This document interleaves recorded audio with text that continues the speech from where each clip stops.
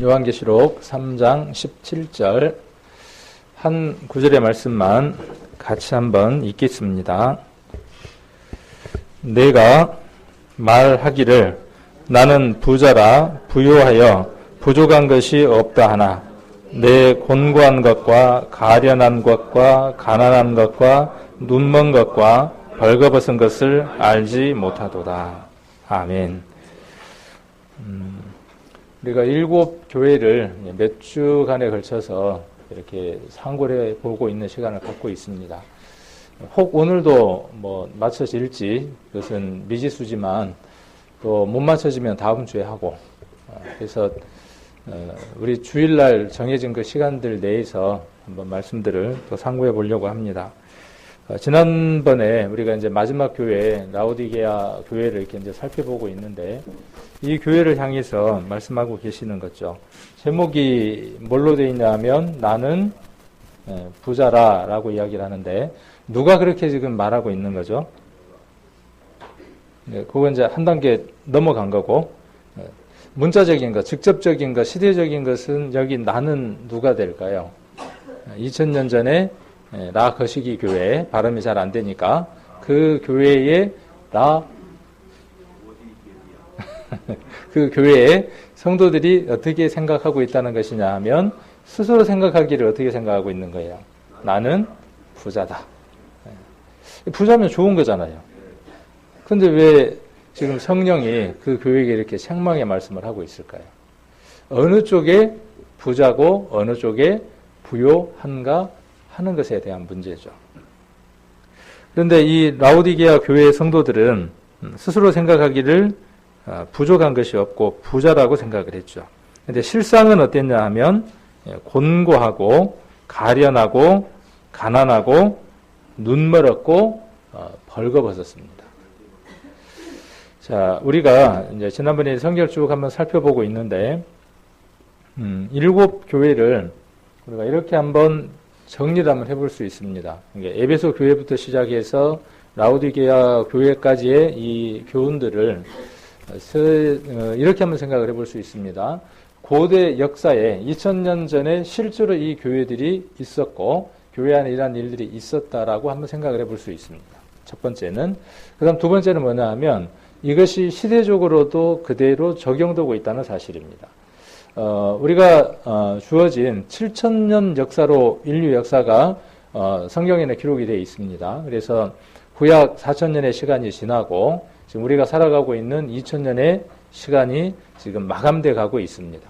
2000년 시대 마감의 시대를 우리가 성경학자들이 이제 뭘로 보느냐 하면 우리가 살아가고 있는 이 교회의 삶의 모습들, 풍속도들을 마지막 교회인 라오디게아 교회라고 많이들 생각들을 합니다.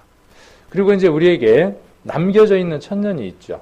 그 천년은 누구나 다 들어갈 수 있는 천년이 아니죠. 누구만 들어갈 수 있느냐 하면 구원함을 받고 은혜를 얻은 하나님의 자녀만 그 왕국에 들어갈 수 있습니다. 성경에 기록되어 있기를 그곳을 천국이라고 묘사되어 있기도 하고 그곳을 이 땅에 이루어질 천국이라고 기록을 하고 있습니다. 에덴 동산처럼 회복을 해서 아름답게 다시 바꿔주실 겁니다.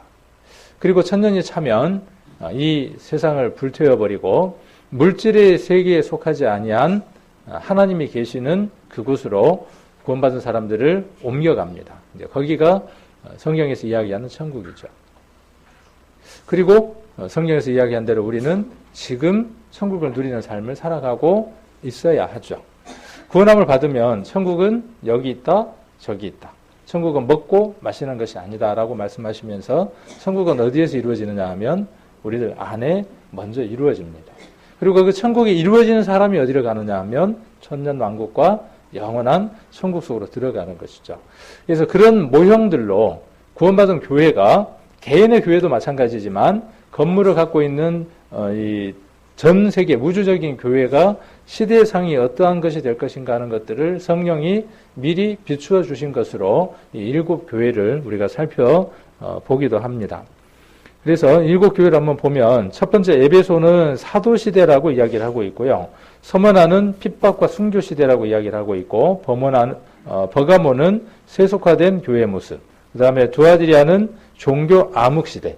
그래서 성도들이 광야를 피신하고 있는 모습들이고, 의외로 기독교가 공인되어져서 믿음이 활발해진 것 같지만 참 그리스도인들, 참 믿음을 가진 사람들은 핍박을 당했던 시기들로 한번 생각을 해볼 수 있죠. 그리고 사대교회는 종교개혁과 함께 교회가 분열되는 그런 시대로 생각을 해볼 수 있고, 빌라델피아 교회는 복음 선교의 시대로 생각을 해볼 수 있고, 마지막 교회는 심판 시대라고 이렇게 생각을 해볼 수 있습니다. 여기 위에 보면 연도가 이렇게 있죠. 4대 시대는 16세기 초부터 시작해서 4대 시대 18세기 중엽까지를 4대 교회의 모습으로 이렇게 학자들이 얘기를 하고 있습니다. 그래서 교회 안에 있어질 것들을 미리 보여주는 것들이죠.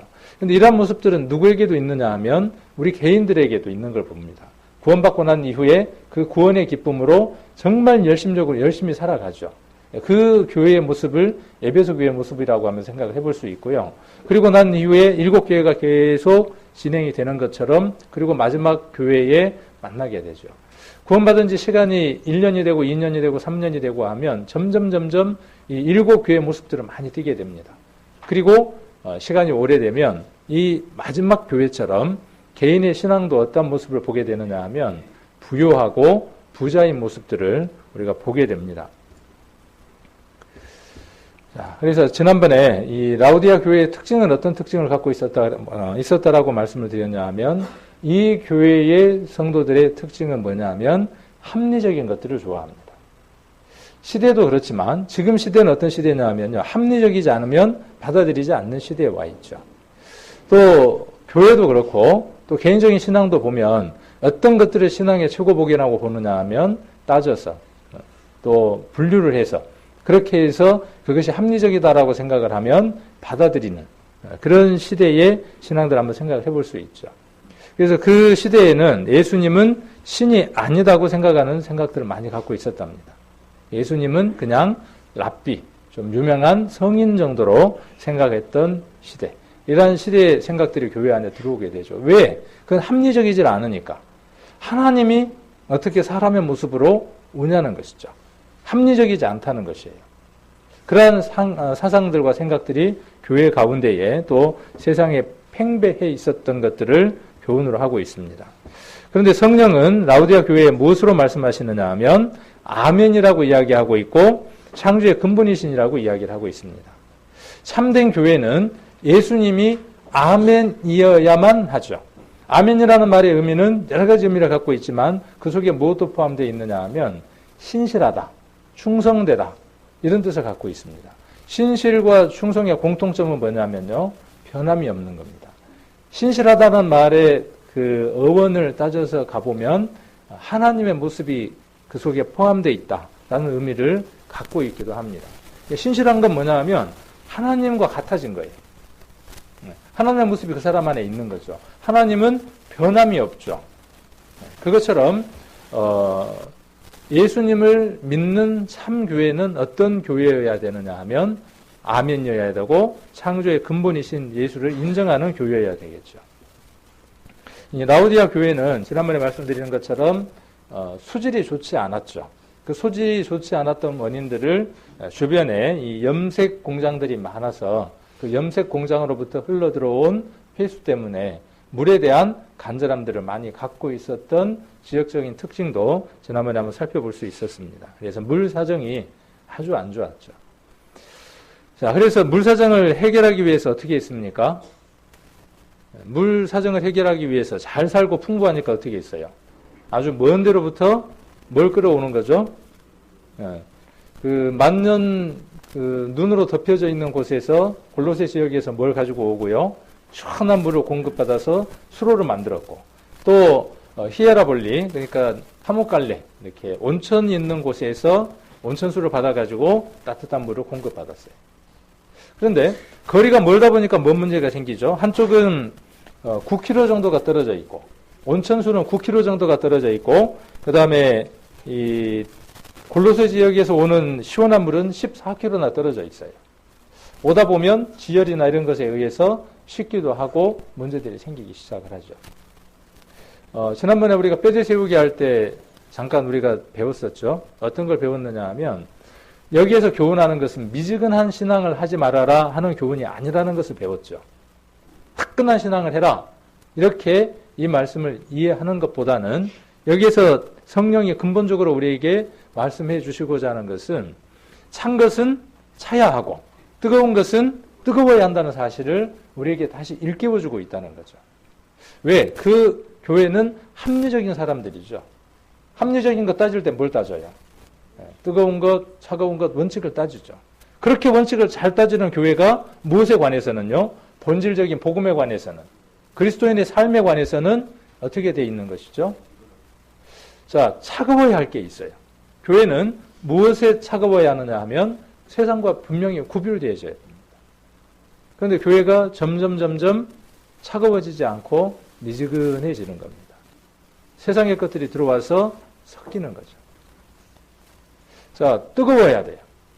복음은 우리 안에 들어오면 무엇을 만들어내느냐 하면 뜨거움을 만들어냅니다. 복음에 열정이 없는 사람은 두 가지 가운데 하나입니다. 구원함을 받지 않는 사람이든지 아니면 그 복음의 열정이 식은 사람이든지 둘 중에 하나입니다. 구약의 에레미야라든지 바울이라든지 신약의 바울이라든지 그들은 구원받은 그 마음들이 뜨거웠고 그 뜨거운 마음들은 동족을 향해서 어떠한 마음이었느냐 하면 내가 그리스도에게서 끊어진다고 할지라도 내가 차라리 죽어서 지옥 간다라고 표현은 안 했지만 내가 차라리 저주를 받는다고 할지라도 내가 간절히 원하는 바가 있는데 내 동족이 구원받는 것이다라고 그 열정을 뜨거움을 표현했던 것들을 봅니다.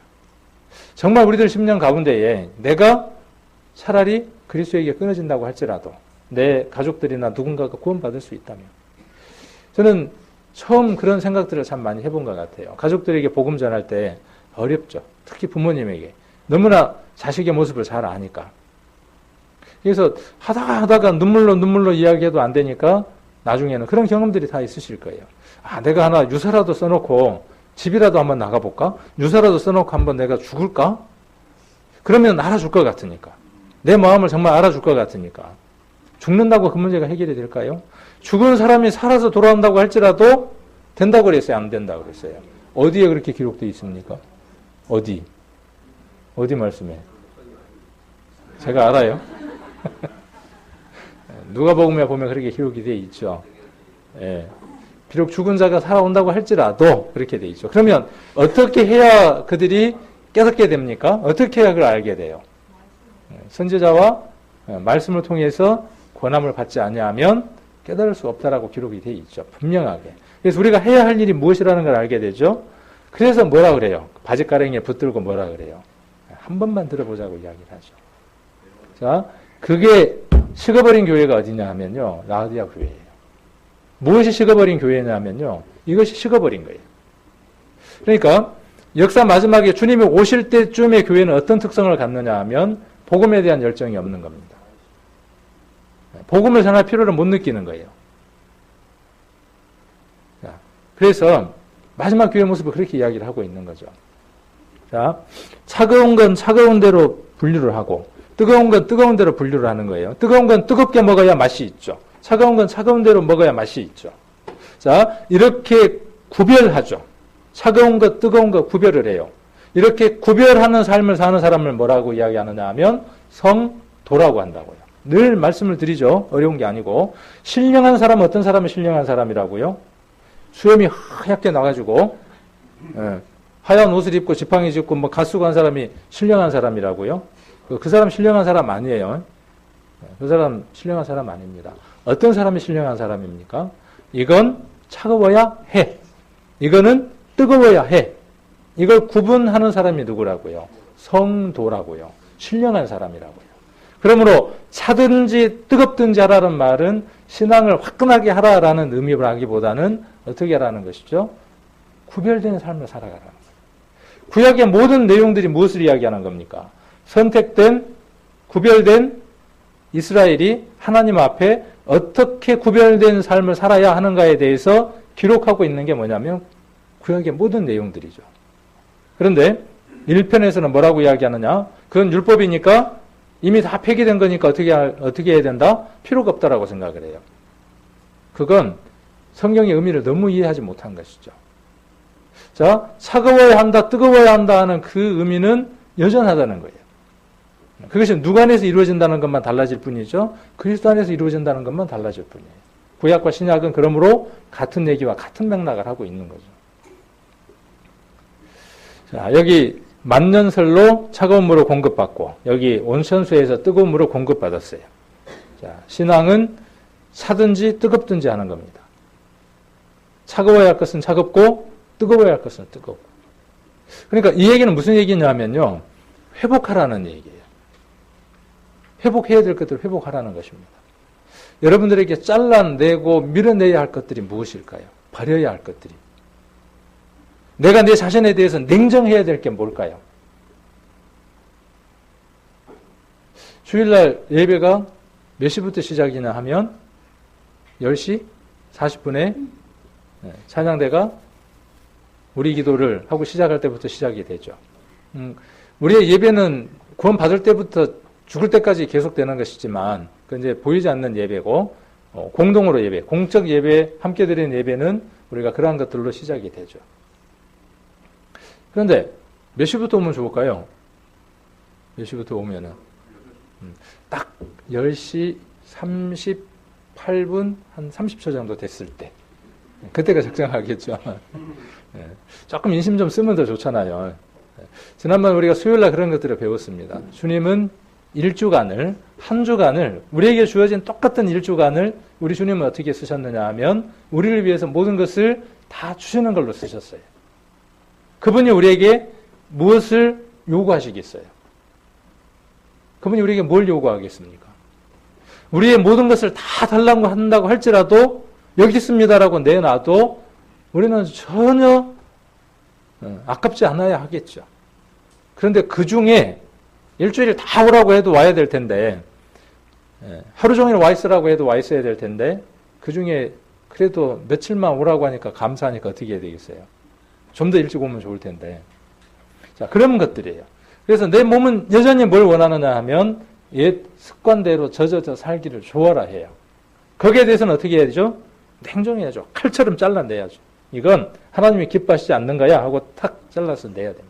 두부 자르는 것처럼. 그리고 아까 말씀드렸던 것처럼 뜨거운 것에 대해서는 뜨거워야죠. 그래서 차갑든지 뜨겁든지 하라고 하는 것은 이렇게 한번 정리를 해볼 수 있어요. 거룩함을 회복하라는 거예요. 거룩해지라는 거예요. 그 거룩함을 유지하라는 거예요. 이것도 오해해가지고 또 이상한 이야기 하는 분들이 있더라고요. 우리는 거룩해지라고 이야기하는 게 아닙니다. 이미 거룩한 자들이에요. 그 거룩한 자들이 그 거룩함을 유지해 나가라는 것이죠.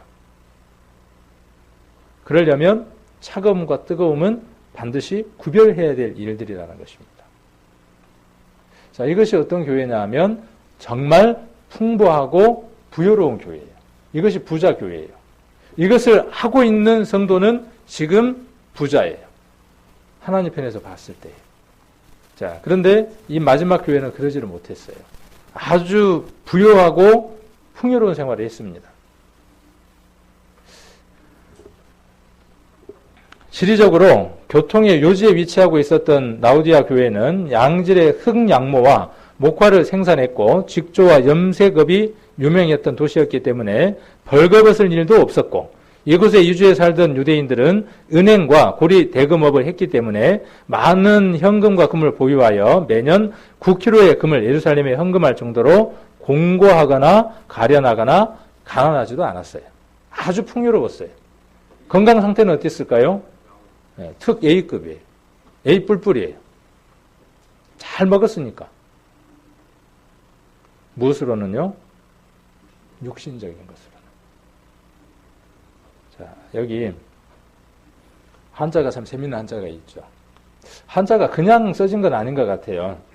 우리가 쓰는 모든 단어들이 우리가 한번 쭉 거슬러 올라가 본다면은 메소포타미아에서 출발을 했어요. 모든 나라들이.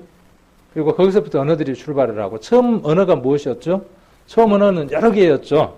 하나였죠. 그런데 구음이 같은 사람들끼리 어떻게 되느냐 하면 짝짝꿍해갖고 헤어져 나가서 거기서 언어들이 분파됐죠. 그럼 거슬러 올라가면 한 곳을 만나겠죠. 그리고 거기에서 경험했던 것들은 동일했겠죠. 그 동일하게 경험했던 것들로 언어들이 만들어져서 파생이 됩니다. 그래서 예를 들면 묵상이라고 하는 단어를 보면 우리가 메디테이션이라고 이야기를 하거든요. 그런데 그 언어들을 올라가 보면 묵상은 어떤 힘을 갖고 있느냐 하면 치료를 할 수 있는 힘들을 갖고 있어요. 그래서 그 단어의 어원을 찾아가 보면은 그 메디팜, 메디슨 이런 이야기들 하잖아요. 그 얘기가 뭐냐면 치료제, 약 그런 뜻을 갖고 있어요. 그래서 영어에도 그런 뜻을 갖고 있고 라틴어도 그런 뜻을 갖고 있고 더 거슬러 올라가면 언어들이 그러한 의미들을 다 함께 내포를 하고 있죠. 한자가 어쩌면 가장 오래된 언어라고 하면 생각을 해볼 수 있겠죠. 그래서 그 상황들이나 모양들을 본떠서 만든 글자가 한자니까. 그래서 모양을 본떠쓰니까 무슨 글자라 그래요? 핵교 댕길 때 배웠잖아요. 핵교 댕길 때. 네. 그래서 배웠습니다. 그 뜻을 나타내는 글자들이 여러 개를 모였어요. 주구들끼리 회의를 하니까 또 무슨 글자라 그래요? 회의 문자라 그래요. 그러니까 공부하는 건 안 어렵더라고요. 제가 다시 공부를 하면 좀 더 잘할 것 같아요. 다시 공부를 해보려고요. 그래서 뭐 상형 문자라 그러고 그 다음에 모여가지고 뜻을 나타내는 글자니까 회의 문자라고 하고 그러죠. 이것도 지금 주구들끼리 회의를 하는 문자잖아요. 모양을 어떤 형상을 나타내는 상형 문자와 그 두 개의 글자 애장들이 모여서 뜻을 나타내죠. 그래서 여기 암이라는 글자를 보면 여기 보니까 어떻게 분석이 되어 있느냐 하면 이게 발음이 안 되네요. 역. 저녁 갈 때 여긴 역. 병들어 누울 역. 그 다음에 요건 뭐냐면 물건을 뜻하는 품. 물건 품. 요거는 산을 뜻하는 산자. 이렇게 글자가 모여져서 암이라고 하는 한자가 됐어요. 그리고 영어로 암을 뭐라고 이야기를 하죠? 몰라요. 한번 찾아보세요. 왜 제가 이렇게 찾아보라고 하느냐 하면 찾아보면 여러분들이 뭔가 도움이 될 겁니다. 그것도 어원들을 쭉 한번 찾아가 보세요. 재밌어요. 한번 찾아가 보면. 지금 말고 이따가요. 지금은 이제 제가 준비된 거 한번 드셔보시고 나머지 이따가는 이제 개인적으로 식사들을 맛있게 하십시오. 자, 그래서 이 뜻하는 것들을 한번 풀어보면은 이렇게 이제 인터넷에 풀어뒀더라고요. 여기 보니까 어떻게 해요? 입을 쫙 벌리고 어떻게 합니까? 막 부어 넣죠. 그래서 뭐가 걸린다라고 의사들이 이야기하기도 하느냐 하면 암이 걸린대요. 그러니까 암의 원인이 여기 보니까 아까 입이 3개죠. 네. 입이 3개니까 쉴 새 없이 먹는 거예요, 그냥. 근데 먹기를 얼만큼 먹어요? 산더미 같이 먹는 거예요. 그래서 계속 그 삶이 계속되면은 병들어서 눕게 된다. 그런 뜻이 암자다라는 얘기를 갖고 있답니다. 우리 혈액 안에는 활성산소라는 게 있다네요. 근데 그 활성산소가 많으면 많을수록 암이 걸릴 확률들이 높아진답니다. 그럼 어떤 사람이 이 활성산소가 많을까요? 이제 저는 연구를 했으니까 알고 살펴봤으니까 여러분들은 모르죠. 왜 이렇게 묻느냐 하면 생각 한번 해보고 더 한번 기억해보라고. 고기? 예. 과식을 하게 되면 이것이 있게 되고요. 그 다음에 활성산소의 결정적인 원인이 뭐냐 하면 숙변이랍니다.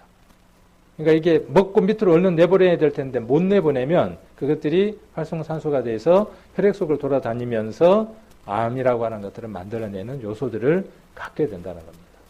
왜 이 얘기를 제가 잠깐 하느냐 하면요. 예전에도 암이 있었겠죠. 아마도 있었을 겁니다. 근데 지금 시대만큼 암의 종류도 많은 시대가 드물 거예요. 왜? 많이 먹고 어때요? 많이 먹은 것만큼 어떻게 하면 좋겠어요? 많이 먹은 것만큼 많이 내보내고 많이 움직이면 좋을 텐데 많이 먹는 것만큼 어떻게 해요? 많이 안 움직여요. 저보고 맨날 운동하라고 했었더라고요. 성도님들이. 제가 어디 아파요? 그럼 무조건 운동하라 그러는데 그 원인도 있을 거예요. 안 움직이니까. 많이 먹고 안 움직이니까 질병이 생길 수 있는 요소들이 많이 생기겠죠. 왜 이야기를 오늘 하느냐 하면 마지막 시대의 교회의 모습도 똑같아요. 마지막 시대의 성도들의 모습도 똑같아요. 옛날에는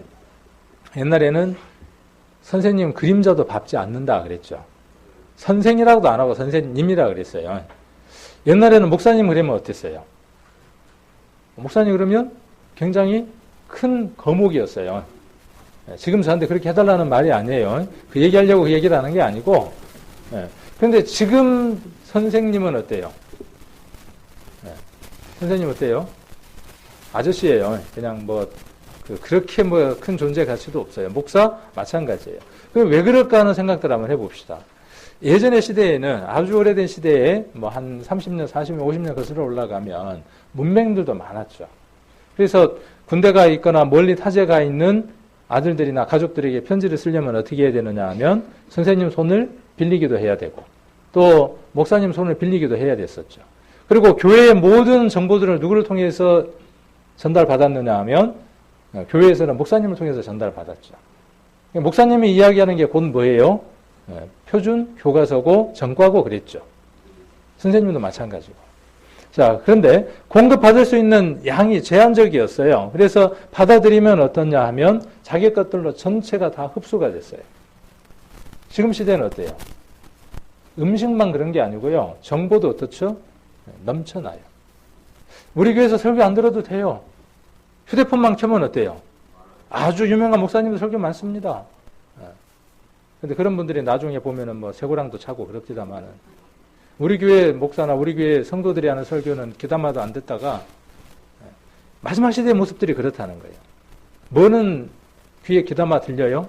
큰 교회에 많이 배운 사람들의 그런 사람들의 설교들은 귀담아 듣는다는 거죠. 자, 그래서 많은 정보들이 들어와요. 많은 걸 알아요.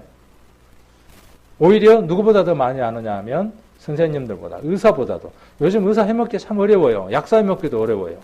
가서 어디가 아파요 이렇게 이야기를 합니까? 뭐라고 이야기를 해요? 내가 보니까 이건 암인 것 같은데 내가 보니까 이거 뭔가 같은데 뭔 약 주시오 그러죠. 이렇게 처치해 주시오 그러죠. 너무나 많은 게 알아요. 교회도 똑같아요. 저를 무시했다 그 말을 하는 게 아니고 저를 비롯한 모든 마지막 시대의 성도들의 마음들이 어떠냐 하면 많은 것들로 넘쳐나요. 차고 넘쳐나요. 그래서 무엇 하기는 좋아하느냐 하면 가진 지식들로 판단은 잘해요.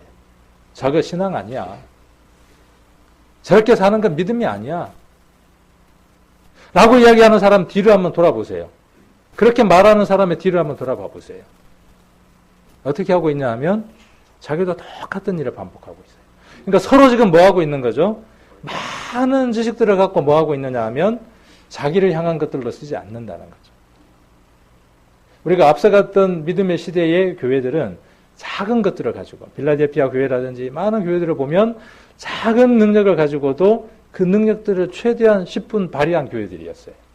근데 마지막 시대의 교회는 어때요? 넘쳐나요. 하나님의 아는 지식이 넘쳐나는 겁니다. 성경요? 치면 나와요. 모르면 궁금하면 뭐만 치면 돼요? 저한테 물으실 필요 없어요. 네, 저한테 칠 필요가 없어요. 그냥 백과사전 두들기면 그냥 막 쏟아져 나옵니다. 그것이 우리를 변화시키나요? 그것이 우리를 변화시켰다면은 그런 풍요함들이 우리를 변화시켰다면 지금 우리는 훨씬 다른 모습으로 서 있을 겁니다. 여전히 변화되지 않습니다. 이곳에서 많은 설교자들이 혹은 제가 수없이 우리 성도님들의 변화를 요구하고 하나님의 음성을 대변하지만 변화는 좀처럼 일어나지 않습니다. 왜 안 일어날까요? 제 능력이 부족해서? 앞에 서는 설교자들의 메시지가 약해서? 아니에요. 여러분들이 이미 배부르기 때문입니다. 죄송하기는 하지만 저도 마찬가지예요. 저도 마찬가지. 그래서 들으면 성경 본문을 딱 찾으면 압니다. 눈을 딱 감고 본문을 찾으면 아 오늘 뭔 얘기 할란갑다 그러고 다 알아요. 네, 다 알아. 근데 정말로 필요한 것은 뭘까요? 그 말씀에 의탁하고 의지해서 내가 그 말씀대로 사는 것이겠죠. 그러면 많이 하는 게 필요 없다 그 얘기를 하는 겁니까? 아니요. 많이 알아야죠. 많이 배워야 되고 많이 알아야 하죠. 제가 예전에 대두증 걸린 그 동영상 한번 보여드리고 소두증 들린 것 한번 보여드렸죠. 대두증도 질병이에요. 소두증도 질병이에요. 소두는 뭐냐면요. 뇌가 적정한 용량을 갖춰야 되는데 갖추지 못한 게 뭐냐면 소두증이에요. 그러니까 뇌가 용량을 못 갖췄으니까 정상적인 사고를 못 하겠죠. 그러니까 표현으로 덜 떨어진 삶을 살겠죠. 그거 비정상이에요. 그리스도인이 구원받고 난 이후에 마땅히 알아야 할 것들을 알아야 하는 것은 그렇게 하면 비교를 해볼 수 있습니다. 자, 그런데 머리가 커요. 적당한 크기로 머리가 발달을 해야 되는데 그 발달 시기에 키가 예를 들어서 1m인데 머리가 예를 들어서 70cm쯤 된다고 칩시다. 밑에 길이는 1m인데 머리가 60이에요. 상상을 한번 해보세요. 자, 그러면 어떤 문제가 생길까요? 높은 곳에서 톡 떨어지면요. 어디가 먼저 떨어질 것 같아요? 안 떨어졌으면 말을 마세요. 네, 머리가 먼저 떨어진대요. 안 떨어져 봐서 모르는데 머리가 무거워서 먼저 떨어진대요. 그런데 거기에다가 머리가 더 커지면 어떻게 되겠어요? 더 빨리 추락하겠죠. 교회는 지식을 먼저 전달하고 지식을 공급받는 곳입니다. 그것은 분명합니다. 가르쳐야 하고 가르침을 받아야 하는 곳이니까. 그러나 그 받은 지식이 실천되어져서 삶에 드러나지 않으면 그것은 균형이 무너진 겁니다. 한쪽만 어떻게 되는 거예요? 머리만 커지는 거예요. 그러니까 어떻게 되죠? 가다가 탁탁탁 걸어가다가 뭐가 하나 탁 걸리면 머리가 적은 사람, 적당한 사람은 어떻게 해요? 균형을 빨리 잡는데 머리가 큰 사람은 어떻게 돼요? 탁 하나 걸리면 어떻게 돼요? 팡 하고 자빠져서 어디가 깨져요? 이마도 깨지고 뒤통수도 깨지고 난리가 나죠. 우리의 신앙을 가만 한번 살펴보면요. 힘들고 어려운 이유들이 그것들인 것 같아요. 내게 주어진 말씀이고 나를 변화시켜 줘야 되는 말씀들인데 무엇으로 작용하느냐 하면 판단으로 작용하는 거죠. 머리만 커서 안 움직이고 있는 거예요. 다 이러고 있는 거예요. 제가 그렇게 표현을 합니다. 이런 신앙을 무슨 신앙이라고 하느냐 하면 안증뱅이 신앙이다. 안증뱅이의 특징이 어떤 특징이죠? 움직일 수가 없는 거예요. 그런데 신앙의 안전뱅이는 뭐냐면 서서 걸을 수 있고 움직일 수 있는데도 불구하고 의탁하는 거예요. 교회에서 생활도 그렇고 모든 것들이 보면 의존적인 것이라는 거죠. 말씀을 보는 것도 의존적인 것이고 삶을 살아가는 것도 의존적인 것이고 때가 오래이므로 너희가 마땅히 선생이 되어야 할 터인데 히브리서에 이렇게 기록하고 있죠. 때가 지나면 어떻게 돼야 되겠어요? 이제 다른 사람에게 말씀을 배워서 전달해 줄 수 있는 사람이 되어야 될 텐데 아직도 뭐 하고 있느냐면 감나무 밑에서 감 떨어지기만 기다리고 있는 거예요. 구원함을 받으면 우리는 말씀에 대한 갈급함이 있습니다. 그러니까 한번 점검해 보게요. 마지막 교회를 우리가 살아가면서. 내가 말씀을 보지 않는데도 아무런 마음 가운데에 갈등도 없고 편안하게 살아간다. 그러면 버리운 자일 가능성도 있어요. 내가 말씀을 보고 싶어 해야 되고 그 말씀을 통해서 내가 뭔가를 공급받아야 할 텐데 그것이 없다면 버리운 자일 수 있죠. 그리고 그 부족한 걸 무엇으로 채우게 되느냐 하면 자기 경험과 세상 것들로 채우게 됩니다. 그래서 머리가 커지게 되고 그 커진 머리로 뭘 하느냐 하면 판단만 하는 거죠. 그게 어떤 상태냐면 걸려서 넘어져 있는 거예요. 자기 생각에는 지금 뭐 하고 있는 거죠? 자기 생각은 신앙 잘하고 있는 거예요. 왜? 뭐 하고 있으니까? 그렇게 신앙생활 하면 안 돼. 하고 지금 뭐 하고 있는 거니까요? 다른 사람 보기에는 판단인데 자기 보기에는 뭐예요? 가르치고 있는 거니까. 누가 제일 많이 그럴까요? 교회에서? 교회에서 이 일을 가장 많이 하는 사람 두 사람 한번 꼽아볼까요? 누굴까?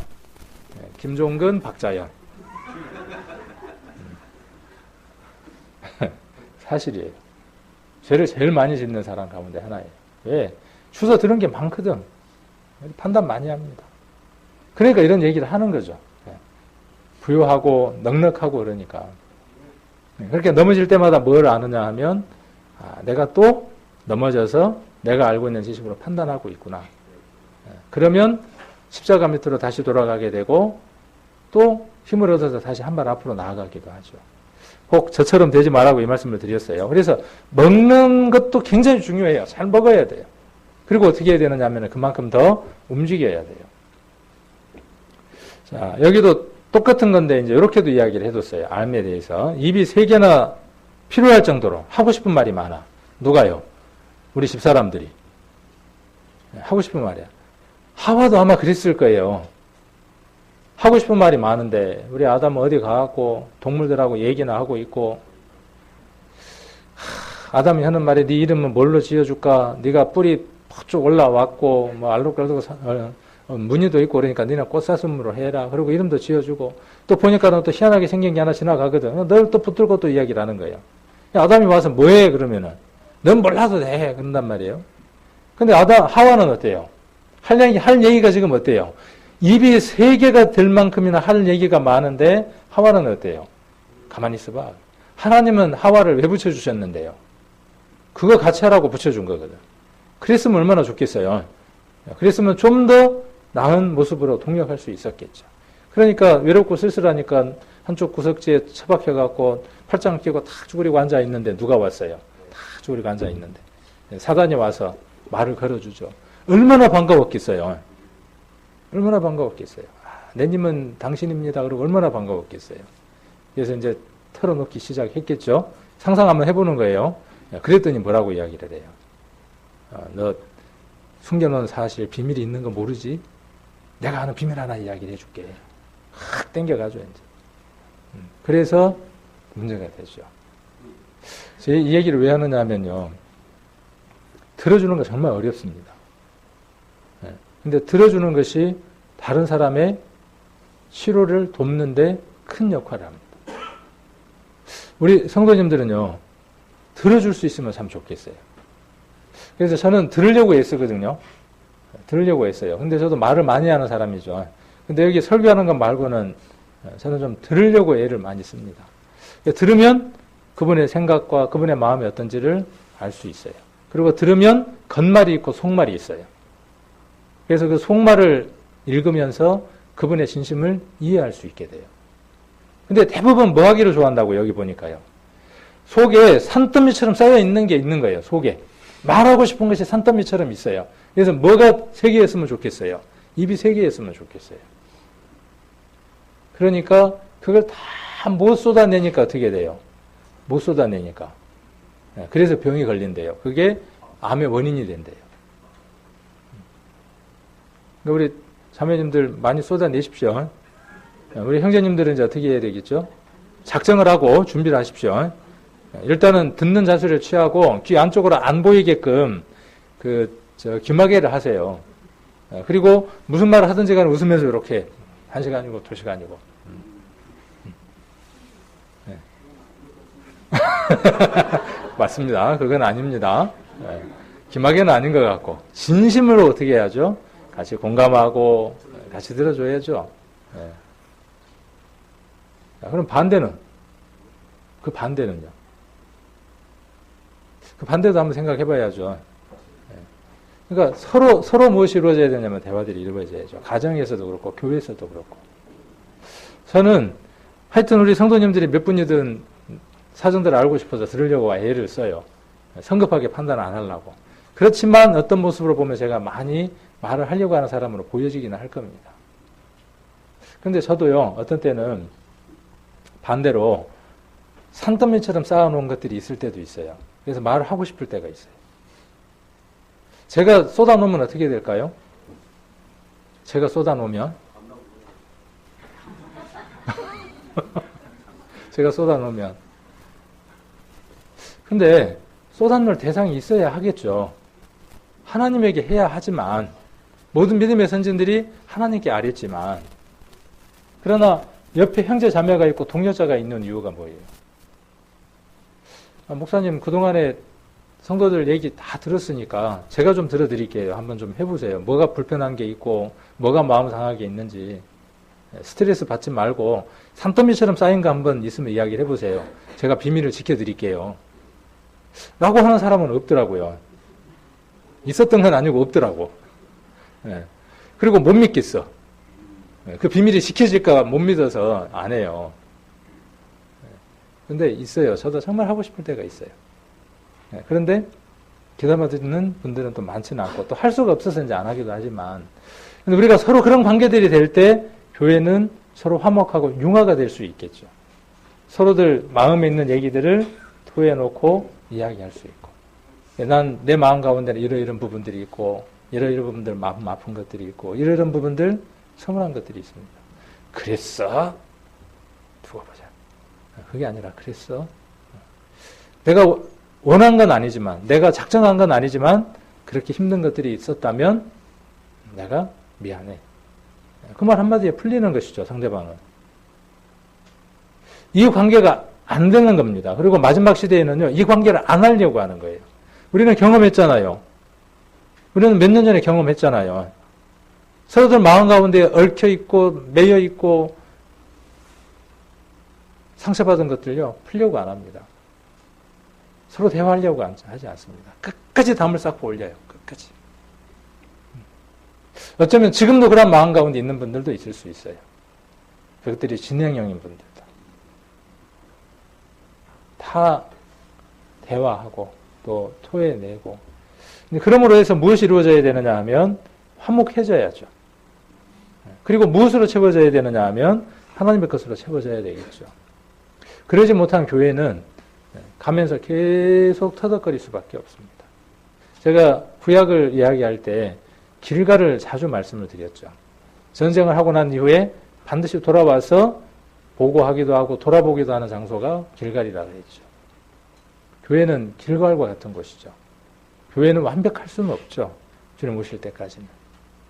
근데 우리는 우리 아픈 것들만 쏟아놓으려고 하지 누군가의 아픔을 들어보려고 하지는 않는다.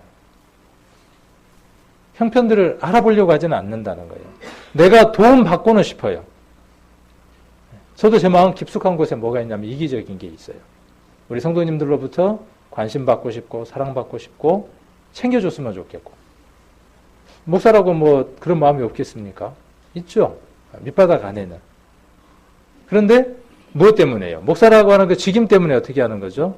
나는 어떻게 해야 되는 사람이죠? 나는 섬겨야 되고 챙겨줘야 되는 사람이고 또 알아줘야 되는 사람이고 들어줘야 되는 사람이라고 생각하는 것이죠. 나만이 아니고 저만이 아니고 교회 가운데 이제 직임자들이 11분과 또 말씀을 전하는 우리 전도사님들이 그 역할들을 해 나가는 겁니다. 다음에 직임에 대한 얘기도 이제 한번 하겠지만 이제 우리 집사님들을 세웠으니까 말씀 안에서 이제 또 교회를 더 잘 섬길 수 있는 장로도 세우는 일들을 해 나가야 되겠죠. 더 많은 설교를 할 수 있는 전도자도 세워가고 또 교회가 더 확장되려면 또 능력 있고 말씀 잘 전할 수 있는 목사도 세워 나가야 하겠죠. 거기에 기준을 저는 뭘로 두려고 하느냐 하면 이걸로 두려고 합니다. 앞으로 더 봉산에서 일할 직임을 가진 분들은 뭘로 선택을 하려고 하느냐 하면 제가 방금 말씀드렸던 그 일을 잘할 수 있는 사람, 교회에서 말을 많이 하는 사람, 나를 알아주라고 이야기하는 사람, 자기 주장을 세우는 사람, 이런 사람이 아니라 묵묵히 힘들고 어려운 곳에 자기의 발걸음을 옮길 수 있는 사람. 저는 그런 장로님들과 성도님들을 많이 기억합니다. 어느 날 보면 어느 성도를 찾아가서 우리 교회도 그렇고 이제 그전에도 그렇지만 자기 물질로 신방 가고 자기 물질로 어려운 성도들을 도왔던 많은 믿음의 형제들이 있었던 것들을 저는 기억합니다. 앞에 있는 일꾼들이 챙기지 못해서 믿음에서 떨어져 있는 사람들을 한 분 한 분 전화하고 밥 사주고 챙기고 해서 교회로 인도하는 많은 믿음의 형제들이 있는 것들을 저는 잘 압니다. 우리 교회도 그렇다는 것을 압니다.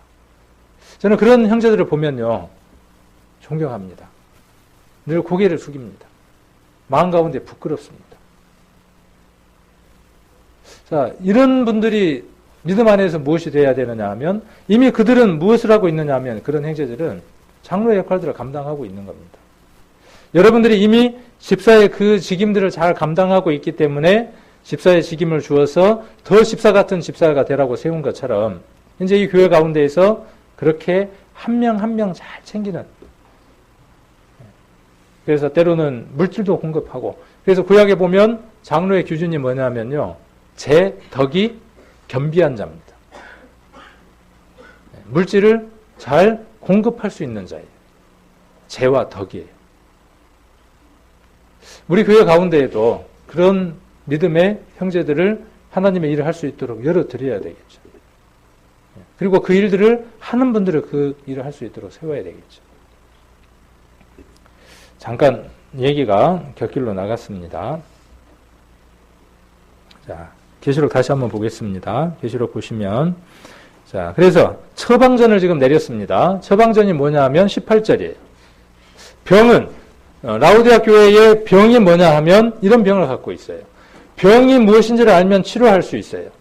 치료할 수 없는 병이 어떤 병이냐 하면 어떤 병인지 알지 못할 때에 병을 치료하기가 어렵죠. 그런데 그 병을 알면 치료할 수 있습니다. 그래서 18절 보시면 내가 너를 권하노니 내게서 불로 연단한 금을 사서 부요하게 하고 흰옷을 사서 입어 벌거벗은 수치를 보이지 않게 하고 안약을 사서 눈에 발라 보게 하라 그랬어요. 자, 이렇게 하면 너희가 영적으로는 배고파 있고 육신적으로는 살쪄 있는 그 모습을 해결할 수 있을 것이다. 치료할 수 있을 것이다 라고 성령께서 답을 내려주고 계시죠. 자, 그래서 18절 보시면 내가 너를 권하노니 내게서 불로 연단한 금을 사서 그랬어요. 일단은 뭐가 필요하다는 거죠?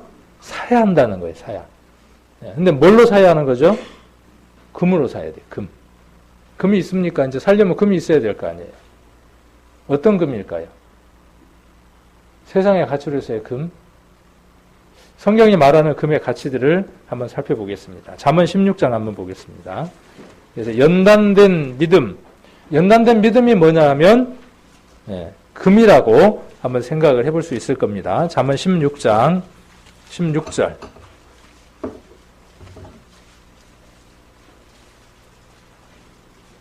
이제 구원받고 신앙 안에서 자리를 잘 못 잡는 성도들이 있으면 그런 성도들하고 교제해서 성경은 이렇게 읽어 나가는 겁니다. 성경 순서는 이렇게 돼 있고요.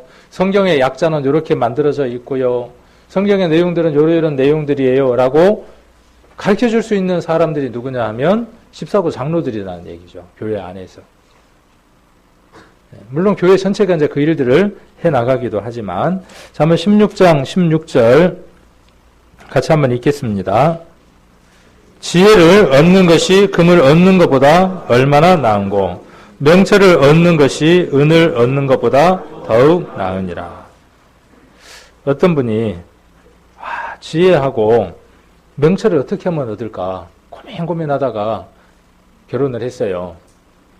결혼을 해서 이제 방법을 하나 찾았어요. 아, 그렇구나. 애를 둘 낳으면 지혜와 명철로 이름을 지어야 되겠구나. 그렇게 이름을 지은 분이 계셔요, 실제로. 모르는구나. 그런 성도님 있어요. 그래서 딸 이름은 지혜라고 짓고 아들 이름은 명철이라고 지었어요.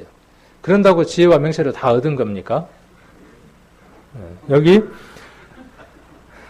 지혜를 얻는 것이 금을 얻는 것보다 얼마나 나은고 그랬어요. 또 명철을 얻는 것이 은을 얻는 것보다 낫다 그랬어요. 지혜와 명철은 단답형으로 이야기한다면 예수 그리스도입니다. 예수 그리스도를 얻는 것이 금보다 은보다 귀한 겁니다. 여러분 지금 여러분 안에는 금보다도 은보다도 더 귀한 예수님이 계시죠. 우리가 하나님 앞에 나아갈 때 이것들로 나아가는 거죠. 다른 걸로 나아가는 게 아니라. 자, 그리고 17장도 한번 보겠습니다.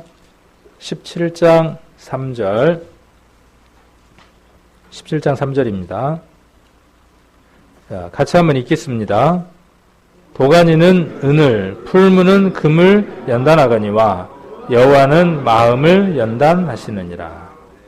신앙 생활을 우리가 하다 보면요, 아까 말씀드렸던 것처럼 많은 그런 과정들을 겪어갑니다. 장로나 집사나 교회 안의 직임자들은요, 그러한 경험들을 이제 구원받은 사람들에게 맨투맨으로 전달해주는 사람들입니다.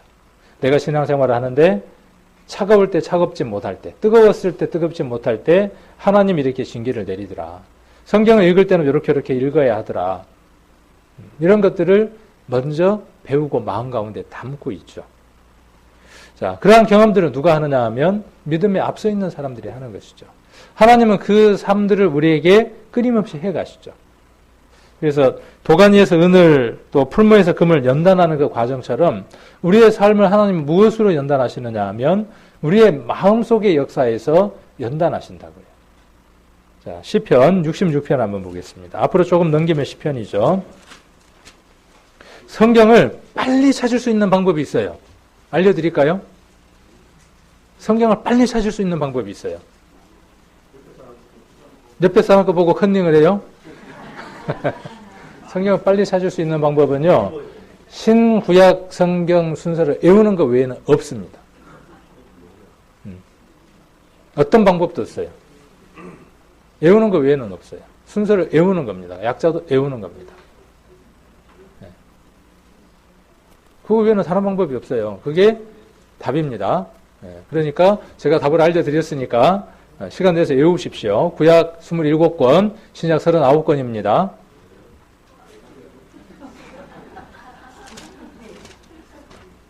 66편 10절. 자, 10절 한번 보시겠습니다. 66편 10절. 하나님이여 주께서 우리를 시험하시되 우리를 단련하시기를 은을 단련함 같이 하셨으며 우리를 끌어 그물에 들게 하시며 어려운 짐을 우리 허리에 두셨으며 사람들로 우리 머리 위로 타고 가게 하셨나이다. 우리가 불과 물을 통행하였더니 주께서 우리를 끌어내사 풍부한 곳에 들이셨나이다. 이게 신앙의 과정들이에요. 신앙을 해 나가다 보면요, 누가 우리 위를 밟고 지나가느냐 하면요, 사람들이 밟고 지나갑니다. 이런 거 경험 못 해보셨어요? 머리를 막 밟고 지나가요. 우리 머리 위로 밟고 지나가요. 자존심 안 상하던가요? 자, 하나님은 사람의 마음을 연단해요. 연단할 때 말씀으로 연단하고, 또 무엇으로 연단하느냐 하면 주변에 있는 사람들을 통해서 연단하신다. 아까 그 관계들을 통해서 연단을 하신다고요. 내가 가장 가까이 했던 그 사람이 나를 아프게 하기도 하고, 내가 정말 기대했던 그 사람이 나를 뒤통수 칠 때도 있고, 사람들을 통해서 하나님이 그 일들을 하신다고요. 자, 그럴 때 답을 어디에서 찾으시려합니까? 말씀에서 찾아야죠. 베드로 전서 1장을 한번 보겠습니다.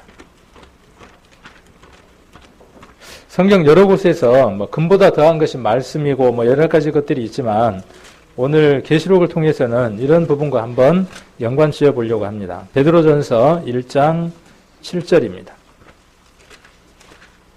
그래서 순서를 외우면요, 금방 빨리 찾을 수 있어요. 베드로전서를 찾으려고 하는데 내가 딱 폈더니 로마서가 나와요.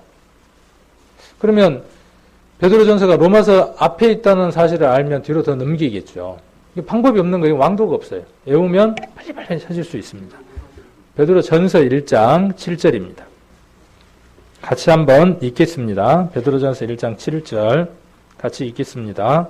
너희 믿음의 시련이 불로 연단하여도 없어질 금보다 더 귀하여 예수 그리스도에 나타나실 때에 칭찬과 영광과 존귀를 얻게 하려 함이라. 자, 믿음의 시련이 무엇이다 라고 표현을 했죠? 네, 금이다 그랬어요. 그래서 주님이 오실 때에 칭찬하시고 영광 받는 것은 무엇이냐 하면 믿음의 시련이다 그랬어요. 얼마나 많은 믿음의 시련들을 여러분들은 받고 있습니까? 내가 잘못한 거에 대한 시련들이 아니라 내가 정말 주님을 위해서 살아가는 그 삶들 가운데에서 때로는 억울한 소리를 듣는 그 시련들, 연단들, 이것들을 얼마나 받고 있습니까? 하나님은 그것을 뭘로 계산해서 매겨주시겠다는 거냐 하면 금으로 계산해서 매겨주시겠다고요. 자, 그래서 이 금, 아까 계시록으로 다시 돌아가 보겠습니다. 그래서 이걸 사라는 거예요. 젊어서 고생은 어떻게 해요? 사서 한다 하는 것처럼 믿음 안에서 이 연단들은 정말 사서 할 만한 것들이라는 것이죠. 그것이 무엇으로 계산된다고요? 금으로 계산된다고요. 자, 이러한 삶을 살아가면, 이러한 삶을 살면 눈이 뜨여집니다. 그래서 뭘 보게 되느냐 하면 벌거벗은 것도 알게 되고 부끄러운 수치가 드러났다는 것도 알게 됩니다. 이 삶을 살아가면. 아, 내가 정말 판단하는 삶을 살아가고 있구나. 정죄하는 삶을 살아가고 있구나. 내 삶이 하나님을 기쁘게 해드리는 삶이구나. 내가 그래도 조금은 오네시모 이름이 무익한 자여서 나중에 유익한 자로 바뀌어진 것처럼 내가 조금은 그래도 하나님 앞에 그리스도로 말미암아 유익한 삶을 살아가는 사람이 됐구나 하고 자기를 대견하게 여길 수 있는 삶들을 살아가게 된다고요. 그거 필요해요, 안 필요해요? 아, 너 좀 대견해. 잘했어. 야, 너가 그런 면도 있었어? 그 평가를 누가 누구에게 내릴 수 있다고요? 내가 내게 내릴 수 있다고요. 내가 나를 어떻게 평가하는 것처럼 이런 쪼다 같은 이라고, 이런 멍청이 같은 이라고. 난 너 그럴 줄 알았어. 넌 맨날 그래. 자, 그 삶은 이미 끝났죠? 어떠한 삶이에요? 반대로 그리스도께서 내게 능력을 주시면 내가 유익한 삶을 살아갈 수 있다는 것을 하는 자죠. 나는 내 가족을 위해서 돈을 쓸 수밖에 없는 자이지만 그래도 내 삶에서 조금 남는 것들로 부족하지만 때로는 어느 형제를 위해서 물질을 들여줘서 쓸 때 그 쓰고 있는 손길을 이렇게 쳐다볼 때 내가 나를 쳐다볼 때 어때요? 야, 너 그럴 수 없는 사람인데 네가 성도한테 밥을 산단 말이야? 네가 병문안을 가는데 봉투를 형편도 생각하지 않고 그렇게 한단 말이야? 그런 마음들이 든다고요. 우리 집사님이나 교회 안에 직분자들만 신방 갈 때 봉투합니까? 아니잖아요. 다들 하시는 분들도 있죠. 자, 그래서 불로 연단한 금을 사라고 말씀하시고 아마도 라우디아 교회 성도들이 값을 주고 사서라도 시련을 겪어서 믿음이 강해지고 그래서 진정 영적으로 부유한 성도들이 되기 위해서 이 말씀을 하고 계시다는 거죠. 그래서 뭘 가리라고 이야기를 하죠? 수치를. 뭘로 수치를 가리라 그래요? 흰옷으로. 왜 흰옷 얘기를 했을까요? 주님은 또 흰옷을 사서 입으라고 말씀하십니다. 라우디아는 로마의 상원 의원들이 입고 다녔던 흰옷을 만들 만큼 면직 공업이 유명했던 곳이에요. 그래서 흰옷을 만드는 과정을 잘 알고 있었죠. 그들이 흰옷을 입고 자랑스럽게 다니는 것처럼 그래서 이들은 흰옷을 사서 입으라는 말을 들었을 때 주님께서 의의 옷을 입는 성화의 과정을 통해 영적으로 벌거벗은 수치를 가리기 원한다는 것을 이해했을 것이라는 것이죠. 잘 이해했다는 것이죠. 흰옷을 사서 입으라 그랬어요. 이미 우리는 옷을 입었어요, 안 입었어요? 어떤 옷을 입었습니까? 자, 속에서부터 한번 계산해 봅시다. 속에서부터. 자, 속에서부터 부끄러운 수치를 가릴 수 있는 구원의 옷을 먼저 입었죠.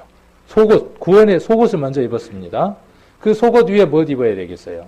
이제 그 속옷 위에 입는 하나 더 입어야죠. 잠옷을 입어? 잠잘 거야? 하나 입어야죠. 겉옷을 하나 입어야죠. 그건 뭐예요? 의의 겉옷이죠. 그 다음 또 그 위에 또 뭘 입어야 돼요? 열심이라는 것도 하나 입어야죠. 열심이라는 것도 하나 입고. 그 다음 또 뭣도 입고요? 호심경이라고 하는 것도 하나 입고. 구원의 투구도 쓰고. 성경에 여러 가지로 표현을 했죠. 옷은 하나만 입는 게 아니에요. 구원받은 사람이 옷 하나만 입고 돌아다니면 그걸 뭐라고 이야기를 하죠? 바바리맨, 변태라 그래요.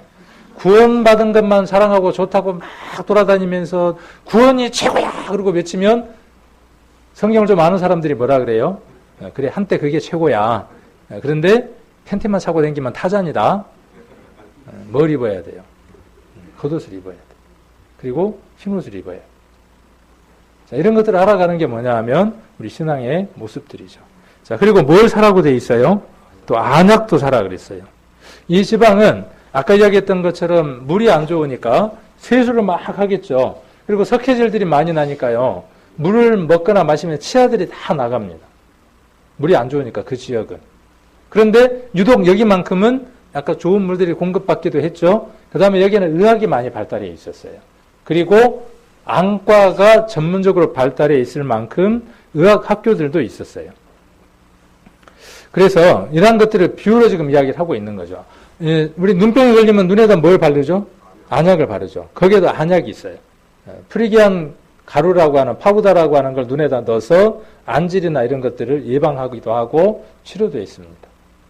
그러니까 이 얘기를 성령이 이야기할 때 라우디아 교회 성도들은 너무나 잘 이해하는 거예요. 생생하게. 그렇지. 눈병이 났을 때에는 그거 갖다 바르면 금방 낫지. 그런 것처럼 영적으로 제대로 보지 못할 때 불로 연단한 금을 사서 눈에다가 발라야지. 안약을 사서 발라야지. 안약이 그러면 여기에서 뭐가 되겠어요? 우리의 눈을 밝게 하는 것은 주님의 말씀이죠. 예수님 참 고약스러울 때가 있어요.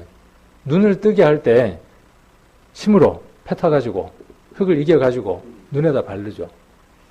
그것 때문에 그 사람 눈이 떴을까요?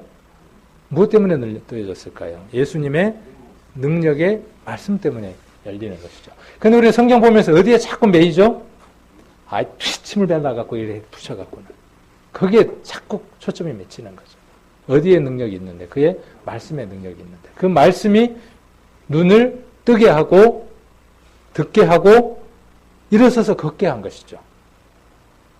우리에게도 오늘날 마찬가지예요. 우리의 눈을 열게 하는 것은 말씀이라는 사실이죠.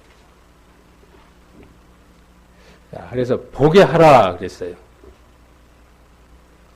의과 대학이 있었고 안과로도 유명했어요. 그래 프리지아 돌가루 재료를 제조한 콜로니온이나 프리게안 파우더라는 것이 유명했어요. 그래서 안약이 있었기 때문에 안질 때문에 고민할 필요가 없었어요. 그럼에도 불구하고 성령께서 이렇게 교훈을 하고 있죠. 자, 그들은 또한 눈이 잘 보이지 않고 실명하였다는 것에 대해 누구보다도 실감하고 있었을 것이다.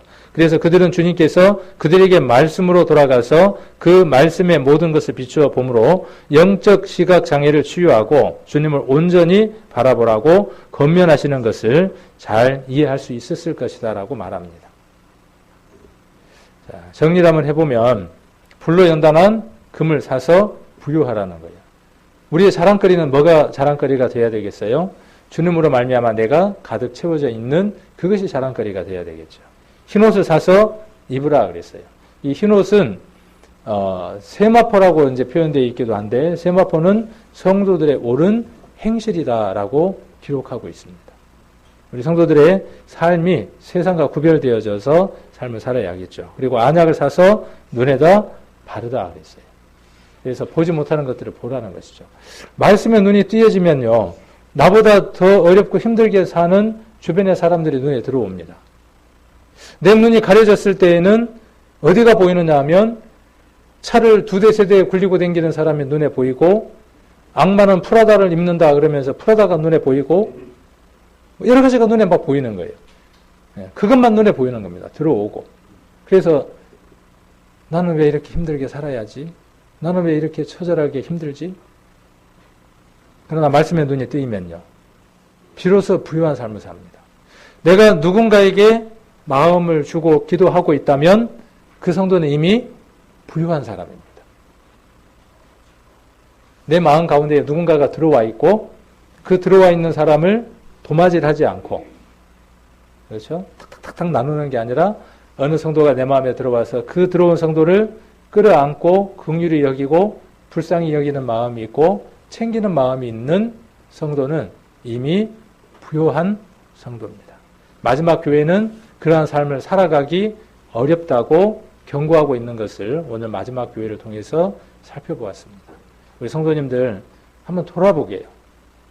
나는 이미 풍족하지 않습니까?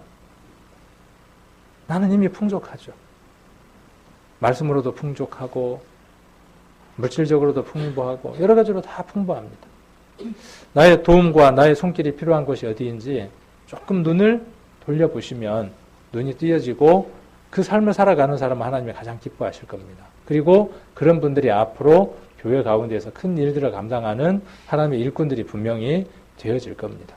오늘 이 마지막 교회, 라오디아 교회를 통해서 우리 성도님들에게 큰 교훈과 또 삶의 변화가 나타나기를 간절히 바랍니다.